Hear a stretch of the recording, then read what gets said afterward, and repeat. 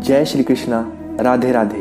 हम जनवरी में पढ़ने वाली पौष शुक्ल एकादशी के बारे में चर्चा करेंगे।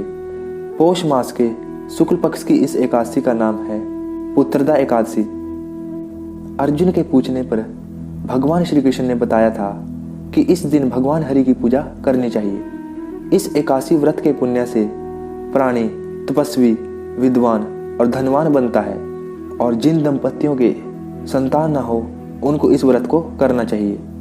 यह व्रत संतान प्रदान करने वाला है। आगे भगवान ने कहा, इस एकादशी से संबंधित जो कथा प्रचलित है उसे मैं तुम्हें सुनाता हूँ। हे अर्जुन, श्रद्धापूर्वक श्रवण करो। प्राचीन समय में भद्रावती नगरी में सुकेतुमान नाम का एक राजा राज्य करता था। उसके कोई संतान नहीं थी। उसकी पत्नी का नाम शैव्या था।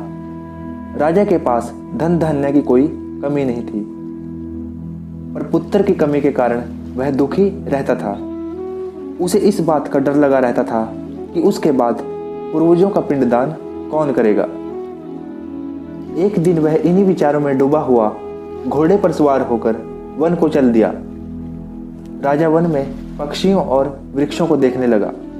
मृग, बाघ, बंदर, हाथी के बच्चों को देखकर वह सोचने लगा कि उसके पुत्र क्यों नहीं है। वह सोचने लगा कि मैंने अनेक यज्ञ करवाए, ब्राह्मणों को भोजन करवाया, किंतु फिर भी मुझे यह दुख क्यों मिल रहा है। आखिर इसका क्या कारण है।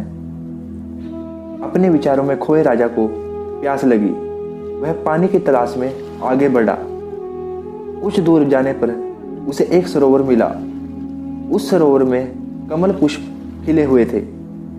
सरोवर के चारों तरफ ऋषियों के आश्रम बने हुए थे। सरोवर से राजा ने जल पिया और उसके बाद सरोवर के पास बैठे ऋषियों को राजा ने प्रणाम किया और वह उनके सामने बैठ गया। ऋषिवर बोले, हे राजन, तुम्हारी जो इच्छा हो हमसे कहो। राजा ने कहा, हे मुनियों, मुझे आप पुत्र प्राप्ति का वरदान दीजिए, यदि आप मुझे कुछ देना चाहते हैं। ऋषिवर बोले, हे राजन, आज पुत्रदा एकादशी है, आप इसका व्रत करें। भगवान श्री हरि की कृपा से आपके घर अवश्य ही पुत्र होगा। राजा ने मुनि के वचनों के अनुसार उस दिन एकादशी का व्रत किया और द्वादशी को व्रत का पारण किया और ऋषियों को प्रणाम करके वापस अपने नगर आ गया।